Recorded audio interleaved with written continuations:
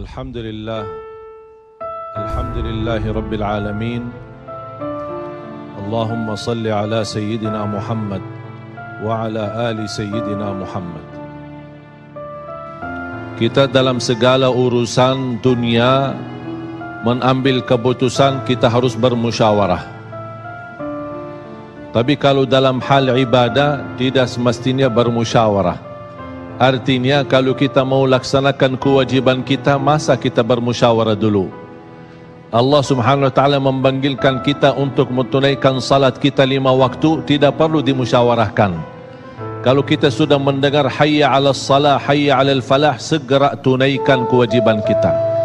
Kalau kita perhatikan dalam Al-Quran, banyak ayat-ayat yang Allah Subhanahu wa taala ikatkan salat dengan zakat, atau bahasa lain salat dengan infak, sebagaimana firman Allah Subhanahu wa taala di suratul Baqarah, dan saya yakin semuanya hafal. A'udzu billahi minasyaitonir rajim. Bismillahirrahmanirrahim. Alif lam mim. Dzalikal kitabu la raiba fihi hudan lil muttaqin. Alkitab ini petunjuk bagi siapa? Bagi muttaqin. Dan Allah menjelaskan sifat-sifat mereka. Kalau kita ingin meniru mereka, ingin bergabung bersama mereka, ingin menjadi seperti mereka, ikutilah penjelasan Al-Quran. Siapa si al-muttaqin ini?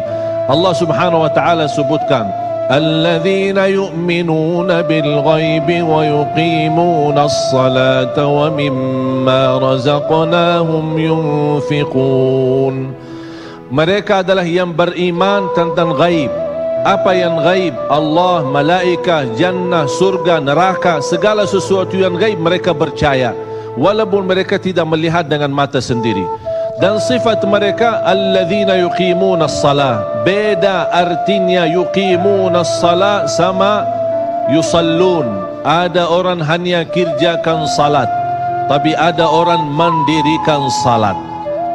Ada 2 orang salat di saf pertama, sama-sama ruku', sama-sama sujud, sama-sama membaca Al-Quran, tetapi satu diterima oleh Allah, satu tidak diterima oleh Allah. Apa persoalannya? Karena satu menghadap Allah dengan hatinya, dan satu hanya menghadap Allah dengan fisik badannya. Makanya kita melihat orang yang salat dengan hatinya, nikmat salatnya, bisa tenang bacaannya, tenang rukuknya, tenang sujudnya. Beda sama orang yang buru-buru melaksanakan salat. Saya pernah masuk satu masjid, habis saya tahiyatul masjid duduk. Saya melihat seorang baru masuk dan juga tahiyatul masjid. Saya melihat gerakan salatnya, subhanallah, bukan subhanallah, na'udzubillah, luar biasa cepat. Saya hanya menangkapi bacaan gerakan salatnya. Saya baca Al-Fatihah, saya baru selesai waladdallin amin, dengan saya mencuba bagaimana bandingkan bacaan Al-Fatihah dengan salat beliau, dia sudah sampai ke tahiyat, padahal baru saya selesai surat Al-Fatihah. Salat apa ini yang kita kerjakan? Banyak orang-orang berlomba-lomba seolah-olah ada juara. Siapa yang paling cepat selesai salat dapat juara 1. Inilah yang terjadi dalam keadaan kita. Makanya kita merasa tidak nikmat salat kita. Yang kita hanya kejar seminar khusyuk dalam salat, latihan khusyuk dalam salat. Sebenarnya Bapak Ibu biar faham, tidak ada perintah dalam Al-Quran memerintahkan salat yang khusyuk. Tidak ada perintah dari Rasul salat yang khusyuk. Salat khusyuk itu apa? Salat yang khusyuk hasil dari salat yang tenang. Allah perintahkan ketenangan dalam salat.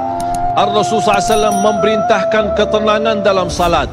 Kalau sifat khusyuk adalah sifat orang mukmin yang melaksanakan salat tumaknina. Qad aflahal mu'minun alladzina hum fi salatihim khashi'un. Ketika ada seorang datang ke masjid di zaman Rasulullah sallallahu alaihi wasallam, masuk masjid tahiyatul masjid, selesai salat dia datang kepada Rasul mau salaman, Rasul tidak menjawab. Bahkan Rasul berkata, salli fa innaka lam tusalli salatlah karena kamu belum salat. Dia pergi ke depan, salat lagi, selesai balik lagi bertemu Rasul. Mau salaman, Rasulullah SAW tidak menjawab. Salli fa innaka lam tusalli, salat dulu karena kamu belum salat. Sampai 3 kali dikasih tahu oleh Rasulullah SAW. Akhirnya orang berkata, mohon maaf ya Rasulullah, saya tidak tahu selain ini salatku. Gimana? Kata Rasulullah SAW, fa idza qumta faqum mutma'inna. Kalau berdiri, berdiri tenang, tumaknina. Tumaknina salah satu rukun di dalam salat. Tidak sah salat seorang tanpa Al-Fatihah, betul? Sama tidak sah salat seorang tanpa tumaknina. Baca tenang, rukuk yang tenang, sujud yang tenang, wallahi akan terasa nikmat. Dari hasil ketenangan dan upaya dan ikhtiar kita akan muncullah rasa khusyuk. Karena khusyuk bukan sesuatu yang datang dari luar, tapi khusyuk sudah ada di dalam hati. Tinggal bagaimana cara dikelola, bagaimana bisa dikembangkan cara salat yang tenang.